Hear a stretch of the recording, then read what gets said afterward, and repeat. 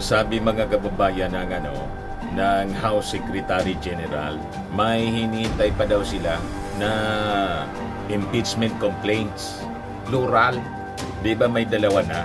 Una yung in-endorse ng Akbayan at saka yung grupo ni Dilima mula sa mga civil society groups. 24 articles of impeachment yon. Then, yung in-endorse ng Makabayan Black na nakatutok lang mga kababayan sa chichiria. Yun ang tutok noon mga kababayan.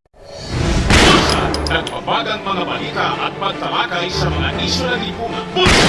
Opinyon, banat at paglalantad sa katotohanan. Pulsa! What you see is what you get. You decide. Kaya yung paglustay sa confidential funds and betrayal of public trust, ang akala ko okay na. Kaya pala hindi tayo tinatransmit kay Speaker Martin Romualdez. Kasi sabi ng House Secretary, may hinihintay pa daw sila. So, hindi pa talaga tayo, papunta pa lang tayo mga kababayan sa exciting part. Kaya ano niya, Mr. Maravidas, ang hula mo? Baka nga po mga kababayan, ang mag-file na mismo, congressman. Hindi lang endorser mga kababayan, yung congressman. Kasi sa unang impeachment, endorser lang po yung Akbayan party list representative, si Percy Sendenya. Tapos yung Makabayan Black, yung tatlo, si Castro, si Brosas, tapos si Raul Manuel. What if mga kababayan ang mismo mag-file yung mga majority congressmen? Di kaya po mga kababayan, lalo yung more than 200 congressmen pumunta nakipag-fellowship sa Palasyo Malacanang sa ating Pangulong Bongbong Marcos. Bakit kaya nakipag-fellowship sa ating Pangulong Bongbong Marcos? Pero anya Mr. Maravidas, parang imposible naman. Lalo't sinabi na ng ating Pangulong Bongbong, hindi niya sinusupport ang final na impeachment. Lahat naman po pwedeng magbago. Anything is possible. But before ko mga kababayan ibigay ko sa inyo before kong ibigay sa inyo yung full story ng balita niya, click subscribe muna dito sa ating YouTube channel and hit the notification bell para lagi po kayong updated sa mga kaganapan dito sa ating bansa. Like and share na rin po ninyo ng ating video. At huwag na rin po ninyo na skip yung ating mga commercial ads para tuloy-tuloy lang ang pag-unlad ng bagong Pilipinas. Balik tayo mga kababayan dito sa ating kwento kasi ito yung lumalabas na balita ngayon. Yan po yung report ng Politico News. House waiting for other impeachment complaints versus Sara Duterte. May hinihintay pa po. O diba?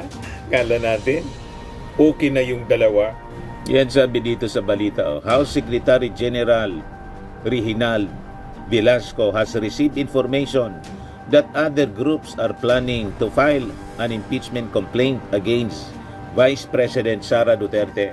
So sabi po ni Velasco, ito niya yung rason why his office has yet to transmit the two impeachment complaints that were filed before his office. Hindi pa kasi may balita kami na may mga magpa-file pa. So para isang transmittal na lang kay speaker, sabi po ni Velasco. Tapos pinag-aaralan din kasi ng legal staff namin yung final na complaint. Kung may kulang, kung na-verify nga ganyan, ay kung na-verify nga mga ganyan para si speaker can decide on the basis of the information that we will submit. Tama yung ating hula mga kababayan. Other than yung patong-patong na kaso na ipafile ng National Bureau of Investigation at DOJ, pati yung PNP, pati yung disbarment, patong-patong na po dito po sa impeachment complaints. Patong-patong na impeachment din po ang kakaharapin ni Sara Duterte. Galit na galit po yung mga grupo. Kasi imagine, pagbantaan mo yung ating Pangulong Bongbong Marcos. Pero hindi nakasentro doon sa pagbabanta, kundi yung cause ng pagbabanta, mga kababayan. Ano niya, Mr. Maravillas, yung rason ng pagbabanta? Nabuking yung paglustay.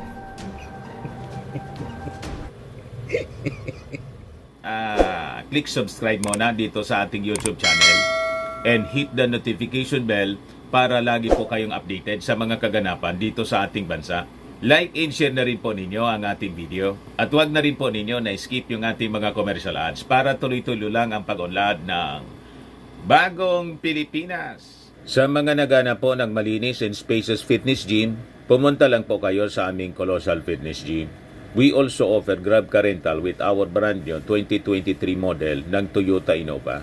We also accept booking for those who are planning to travel via PAL, Cebu Pacific, and other airline companies, local and international, and bills payment for Meralco Bills, Aleco Bills, PLDT, etc. Ang Colossal Fitness Gym is located at 3rd floor Security Bank Building, Lanco Business Park, Legazpi City, Albay. For inquiries, look for Jilon Maravillas, contact number 0966-802-0949. Yan po yung aming Innova. Lagi na pong matao sa amin.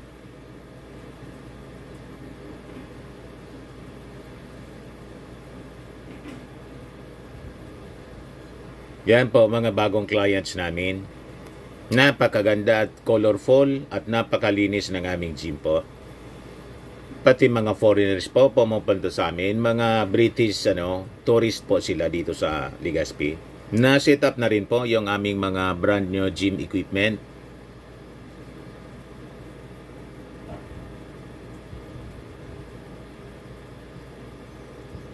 May treadmill na rin po kami. Ito naman po yung bago naming product na binibenta online. Eye Glow Serum, whitening po siya. Tingnan ninyo yung epekto sa aking anak na architect before and now. Yung mga inquiries po ninyo, dumiretso na lang kayo sa kanyang Facebook account, Riz Maravillas.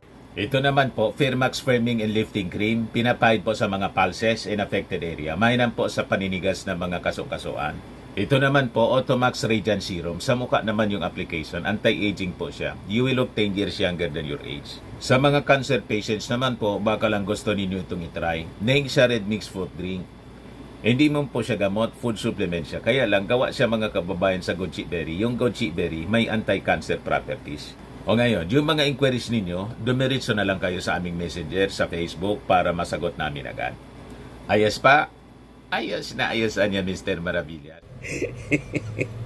Yung nag-trigger po, yung investigation sa confidential funds. Kaya nagwala nagwala po si Sara Duterte. Yun ang nakatrigger sa kanya kasi na-corner na.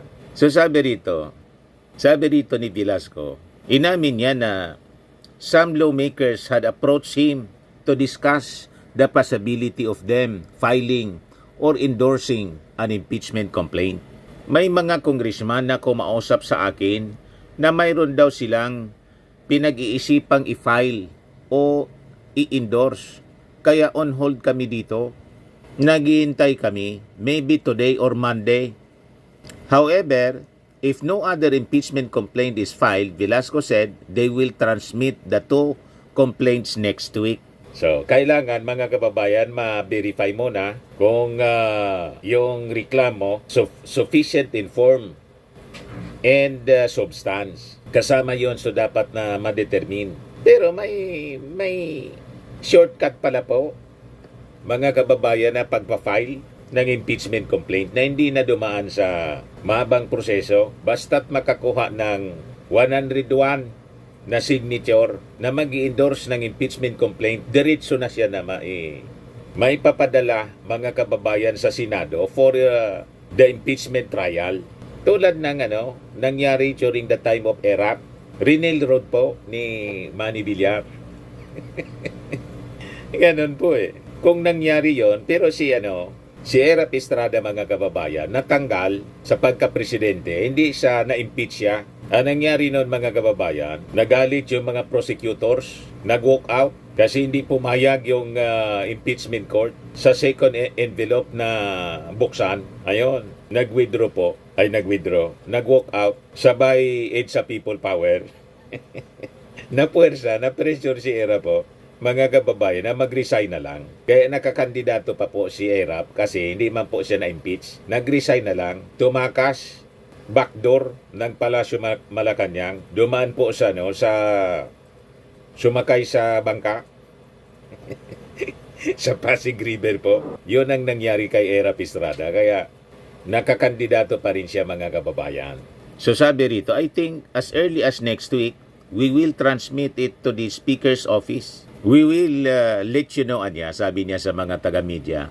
Once we officially transmit the cases, the complaints to the Speaker, we will let you know, sabi po ni Velasco. Kasi yung Congress kasi po, kaya kailangang madaliin ito. Mag-adjourn na po sa December 18. Pero pag na-file ito, mga kababayan, sabi ni Chis Escudero, nagpa-press con kanina sa kapihan sa Senado, kahit naka-adjourn pala, they're under obligation, mga kababayan, mandated to hear the impeachment complaint, the impeachment trial, every day, Monday to Thursday. Kasi dapat kailangan tapusin nila yung trabaho. O ngayon, si Inday po, may payo sa mga butante. May pagpapayo po. BP Sara, pinayuhan mga Pinoy na maging matalino sa pagboto sa susunod na eleksyon. Yun man po talaga, hindi na kami papaulit na may isang na tulad mo na makaupo. Di ba? Hindi na kami papaulit. Sabi niya, hindi dahil galing sa pamilya ng politiko ay automatic ang boto nyo.